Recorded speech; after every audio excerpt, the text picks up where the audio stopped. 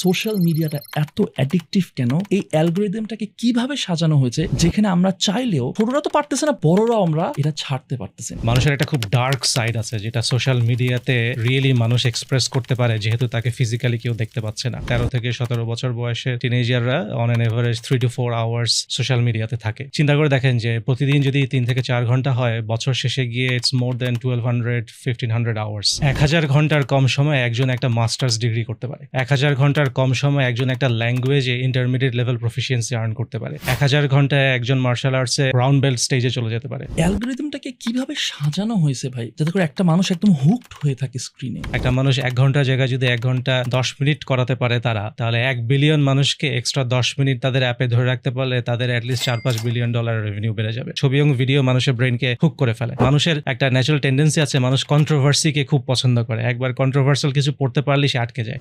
আপনি Facebook, Instagram এই কোম্পানিগুলোয় স্বপ্ন থাকে যাওয়া, তো আপনি এখানে এত গুরুত্বপূর্ণ পোস্টে ভাই কাজ করছিলেন, ছাড়লেন কেন?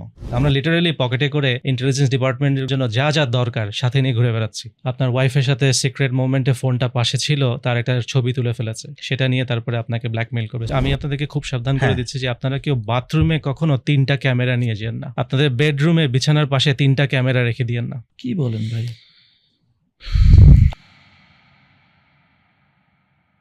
আজকে আমার আসলে জানার আগ্রহ যেহেতু আপনি মেটাতেই কাজ করেছেন বা কাজ করতেন একটা সময়, এই যে সোশ্যাল মিডিয়ার যে অ্যাডিকশন বা যে স্মার্টফোন অ্যাডিকশন আমরা বলি, আমরা আসলে এটার ভিতরটা জানতে চাচ্ছি যে এটার পিছনের অ্যালগোরিদম কি, কিভাবে ব্রেইনটাকে হ্যাক করা হয়, ওই অ্যাসপেক্টসগুলো। বা তার আগে আমি একটু স্ট্যাটিস্টিক্স শেয়ার করতে চাই যে এটা যাতে করে যারা দেখতেছে তারা বুঝতে পারে যে কি এটা কতটা ভয়াবহ অবস্থা এখন আমরা সবাই সাফার করতেছি।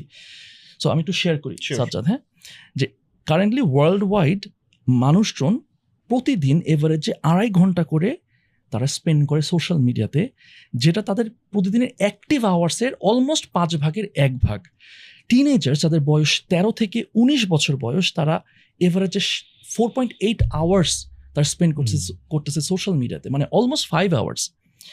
স্টুডেন্টস যারা ফ্রিকুয়েন্টলি সোশ্যাল মিডিয়া ব্যবহার করছে, যারা পড়াশোনা করতেছে, তারা এক্সামের সময় 20% কম মার্কস পাচ্ছে। 2000 সালে যেখানে আমাদের অ্যাটেনশন স্প্যান ছিল 12 সেকেন্ডস, সেটা এখন হয়ে গেছে 8 সেকেন্ডস। যারা 5 থেকে 7 ঘন্টা প্রতিদিন সোশ্যাল মিডিয়া ব্যবহার করে, তাদের মধ্যে ডিপ্রেশন এবং আদার মেন্টাল হেলথ ইস্যুস হওয়ার চান্সেস ডাবল। আমি জানি না তুই এগুলো জানতে কিনা। তার মধ্যে তো সোশ্যাল মিডিয়ার কারণে বা স্মার্টফোন অ্যাডিকশনের কারণে লোনলিনেস বাড়তেছে, ঘুম আমাদের ডিসরাপ্ট হচ্ছে। আমরা অনলাইনে যতটা না অ্যাক্টিভ থাকতেছি, তার থেকে বেশি অফলাইনে আমরা ইনঅ্যাক্টিভ থাকতেছি। এবং এটার রেজাল্টটা কি? এটার রেজাল্টটা হচ্ছে ফেসবুকের এখন মার্কেট ক্যাপ বা মেটার মার্কেট ক্যাপ হচ্ছে 1.79 ট্রিলিয়ন এবং গুগলের মার্কেট ক্যাপ 2.31 ট্রিলিয়ন। ভাই, আমি এখন আপনার কাছে যে প্রশ্নটা দিয়ে শুরু করছিলাম যে সোশ্যাল মিডিয়াটা এত অ্যাক্টিভ কেন, এই অ্যালগোরিদমটাকে কিভাবে সাজানো হয়েছে যেখানে আমরা চাইলেও ছোটরা তো পারতেছে না, বড়রাও আমরা এটা ছাড়তে পারতেছি না। বিসমিল্লাহ, আমি কিছু কনটেক্সট দিই যে আমি মেটাতে হাই সিভিরিটি হার্ম টিমগুলোকে ম্যানেজ করতাম।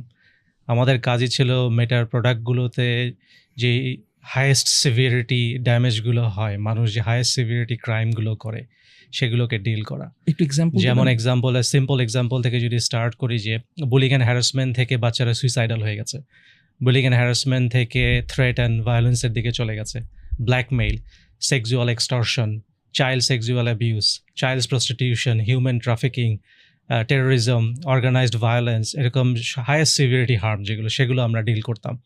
আমাদের কাজ ছিল টেকনোলজি বানানো যেন আমরা মাস ডিটেকশন করতে পারি যে কে এই ধরনের হার্মগুলো কার সাথে করছে, অ্যাজ কুইকলি অ্যাজ পসিবল অফেন্ডারগুলোকে আইডেন্টিফাই করা, তাদের ভিকটিমগুলোকে ডিসকানেক্ট করে দেওয়া অফেন্ডারের কাছ থেকে, যাতে আরও হার্ম প্রোগ্রেস করতে না পারে। তারপরে ভিকটিমগুলোকে বিভিন্ন রকম সাপোর্ট দেওয়া যাতে তারা রিকভার করতে পারে, কারণ দেখা যাবে অনেকে $100,000 লুজ করে ফেলেছে ফিনান্সিয়াল স্ক্যামে। অনেক বাচ্চা হয়তো অলরেডি মেডিসিন নেওয়া শুরু করে দিয়েছে সুইসাইড করার জন্য। সো এরকম খুব সিভিয়ার স্টেজে চলে যেত। আমরা চেষ্টা করতাম রিকভারির জন্য কিছুটা হলে হেল্প করতে। প্লাস অফেন্ডার যারা আছে তাদের জন্য এভিডেন্স কালেক্ট করে ল এনফোর্সমেন্ট এজেন্সিকে দেওয়া, যেন তারা রেইড করে ওদেরকে ক্যাপচার করতে পারে। তো এগুলো ছিল আমাদের টিমের রেসপন্সিবিলিটি। তো আমি দেখেছি যে মানুষের একটা খুব ডার্ক সাইড আছে যেটা সোশ্যাল মিডিয়াতে রিয়েলি মানুষ এক্সপ্রেস করতে পারে, যেহেতু তাকে ফিজিক্যালি কেউ দেখতে পাচ্ছে না।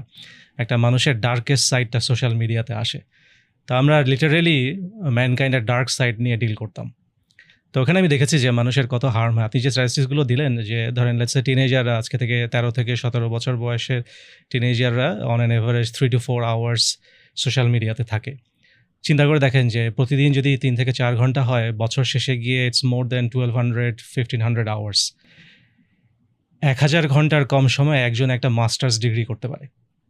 1000 ঘন্টার কম সময়ে একজন একটা ল্যাঙ্গুয়েজে ইন্টারমিডিয়েট লেভেল প্রফিসিয়েন্সি আর্ন করতে পারে। 1000 ঘন্টায় একজন মার্শাল আর্টসে একেবারে ব্রাউন বেল্ট স্টেজে চলে যেতে পারে। তো 1000 ঘন্টা একটা খুব বড় সময়। এই সময়টুকু মানুষ যদি কোনো কিছুর পিছনে ইনভেস্ট করে, সে অনেক স্কিল অ্যাকোয়ার করতে পারে। কিন্তু আজকে আমাদের ইয়াং জেনারেশন এই পুরো এত বড় একটা সময় স্পেন্ড করছে যে সোশ্যাল মিডিয়াতে স্ক্রোল করে। লিটারেলি আমরা যদি সোশ্যাল মিডিয়ার টাইমটা আমাদের ইয়াং জেনারেশন দিত, 1 বছরে একটা টিনেজার ফার্স্ট ইয়ারে অ্যারাবিকে ইন্টারমিডিয়েট এক্সপার্টাইজ হতো, সেকেন্ড ইয়ারে গিয়ে সে মার্শাল আর্টসে ব্ল্যাক বেল্ট পেতো, থার্ড ইয়ারে গিয়ে সে ফুটবলে কম্পিটিটিভ স্কিল অ্যাচিভ করতো, ফোর্থ ইয়ারে গিয়ে সে হয়তো দেখা যেত একটা ব্যাচেলার্স ডিগ্রি বা হাফ করে ফেলেছে। কারণ that's what all you need for 1000 hours of effort. কিন্তু সেটা না হয়ে কি হচ্ছে দেখেন আজকে সোশ্যাল মিডিয়ার কারণে জেনারেশনে। তো আমাদের জেনারেশনটাকে আমি বলি যে আমরা ইন্টেলেকচুয়াল প্যারালাইসিসে চলে গেছি সোশ্যাল মিডিয়ার কারণে। এই যে আমরা সোশ্যাল মিডিয়াটা আমরা বুঝতেছি যে সোশ্যাল মিডিয়াটা অনেকে যে হ্যাঁ এটা অনেকটা মানে যে আমরা স্ক্রোল করি বা স্ক্রিন টাইম অনেক বেশি, এই যে আমরা অনেক সময় এটাকে বলে ডুম স্ক্রোলিং বলে, যে দেখতে আসি। অ্যালগরিদমটাকে কিভাবে সাজানো হয়েছে ভাই, বা সাজানো হয় যাতে করে একটা মানুষ একদম হুকড হয়ে থাকে স্ক্রিনে? এই বড় কোম্পানিগুলো খুবই হাইলি পেইড সাইকোলজিস্টদেরকে নিয়ে এসেছিল যে কিভাবে একটা অ্যালগরিদম বানানো যায় যেন আমরা হিউম্যান সাইকোলজিকে এক্সপ্লয়েট করে মানুষকে এডিক্টেড করে ফেলতে পারি। কারণ যত সময়ে তারা তাদের অ্যাপে মানুষকে ধরে রাখতে পারবে, তত তাদের রেভিনিউ। একটা মানুষ 1 ঘন্টার জায়গায় যদি 1 ঘন্টা 10 মিনিট করাতে পারে তারা, তাহলে 1 বিলিয়ন মানুষকে এক্সট্রা 10 মিনিট তাদের অ্যাপে ধরে রাখতে পারলে তাদের অ্যাটলিস্ট $4-5 বিলিয়ন রেভিনিউ বেড়ে যাবে। তো এ কারণে তারা যত খরচ করা দরকার, এই সোশ্যাল মিডিয়ার হোম ফিড অ্যালগরিদম হচ্ছে একটা $1 বিলিয়ন প্রজেক্ট প্রত্যেকটা সোশ্যাল মিডিয়ার জন্য। এর পিছনে তারা এনলেস অ্যামাউন্টের মানি স্পেন্ড করেছে, কারণ এটি তাদের মেইন রেভিনিউ সোর্স। যেভাবেই হোক মানুষকে আরও কিছু সময় ধরে রাখতে হবে, যত ধরে রাখা যাবে তত কোম্পানিগুলো প্রফিটেবল হবে। এবং এর জন্য এরা অনেক ডার্টি ট্যাকটিক্স ইউজ করে। আপনারা দেখবেন যে টেক্সট পোস্ট হয়তো 2টো দেখাবে, তারপরে একটা ছবি বা ভিডিও নিয়ে আসবে যাতে আপনার অ্যাটেনশন চলে যেতে না হয়, যে আপনি যেন অন্য কিছু চিন্তা করে আবার অন্যদিকে চলে না যান। সাথে সাথে একটা ছবি বা ভিডিও দেখিয়ে দিবে, আপনি আটকে যাবেন, কারণ ছবি এবং ভিডিও মানুষের ব্রেনকে হুক করে ফেলে। কারণ আপনারা তো জানেন যে ডোপামিন যেটাকে বলে, যে আমরা যত বেশি স্টিমুলেশন দেখবো তত আমাদের ব্রেনে ডোপামিন রিলিজ হবে এবং আমরা তত বেশি এডিক্টেড হয়ে যাবো ওটার প্রতি। তো এই সমস্ত সোশ্যাল মিডিয়ার কাজই হচ্ছে মানুষকে ম্যাক্সিমাম ডোপামিন ডোজ দেওয়া। এটা হচ্ছে একটা ড্রাগের মতো। মানুষ ড্রাগ নিলেও তার ব্রেনের যে ডোপামিন রিলিজ হয়, এক্স্যাক্টলি সোশ্যাল মিডিয়া করার সময় মানুষের ব্রেনে ঠিক সেই ডোপামিন রিলিজ হয়। ভিডিও গেম খেলার সময় ঠিক সেই ডোপামিন রিলিজ হচ্ছে। তো তারা সেটাই চেষ্টা করে যে যত ডোপামিন রিলিজ করাতে পারবো মানুষের ব্রেনে, মানুষ তত এডিক্টেড হয়ে যাবে, তত বেশি সময় তারা সোশ্যাল মিডিয়া ইউজ করবে। তো তাদের অ্যালগরিদমটা ওইভাবেই বানানো, ডোপামিন ম্যাক্সিমাইজ করতে হবে। সেটার জন্য তারা কন্ট্রোভার্সি দেখাবে, কিছুক্ষণ পর একটা কন্ট্রোভার্সাল পোস্ট নিয়ে আসবে যাতে আপনি বোর্ড হয়ে না যান। কারণ মানুষের একটা ন্যাচারাল টেন্ডেন্সি আছে, মানুষ কন্ট্রোভার্সিকে খুব পছন্দ করে। একবার কন্ট্রোভার্সাল কিছু পড়তে পারলে সে আটকে যায়। কন্ট্রোভার্সি দিয়ে আপনাকে আটকে ফেলবে, ইনডিসেন্ট কন্টেন্ট দিয়ে আটকে ফেলবে, তারপরে হাইলি স্টিমুলেটিং খুব স্ট্রং ব্যাকগ্রাউন্ড মিউজিক আছে, বা খুব কুইকলি ভিডিও ফ্রেম চেঞ্জ হচ্ছে, কন্টিনিউয়াসলি ভিডিও ফ্রেম চেঞ্জ হচ্ছে, ক্যামেরা চেঞ্জ হচ্ছে, এরকম কন্টেন্ট যদি মানুষকে দেখানো যায়, মানুষের ব্রেন ওটা থেকে ডিফোকাস করতে পারে না, একদম আটকে যায়। কারণ তাকে ব্রেন কন্টিনিউয়াসলি অকুপাইড বোঝার জন্য যে হচ্ছেটা কি ভিডিওতে, একটার পর একটা যে ফ্রেম চেঞ্জ হচ্ছে, সেইভাবে তারা আমাদের অ্যাটেনশনকে গ্র্যাব করে ফেলে, করে আমাদেরকে একদম এডিক্টেড করে ফেলে। মানে আমরা বুঝি যে গভর্নমেন্ট যে লেভেলের পাওয়ার তার এক্সারসাইজ করতেছে, এটা তো একটা গভর্নমেন্ট সাধারণত করতে পারে, কিন্তু এখন তো মনে হচ্ছে যারা বিগ কি বলবো সবচেয়ে জায়েন্টস, আপনার কি মনে হয় যে কি দে আর অ্যাকচুয়ালি ইন পাওয়ার? মানে এই টাইপের করতে পারতেছে কিভাবে, অ্যান্ড কেউ কিছু বলছে না কেন?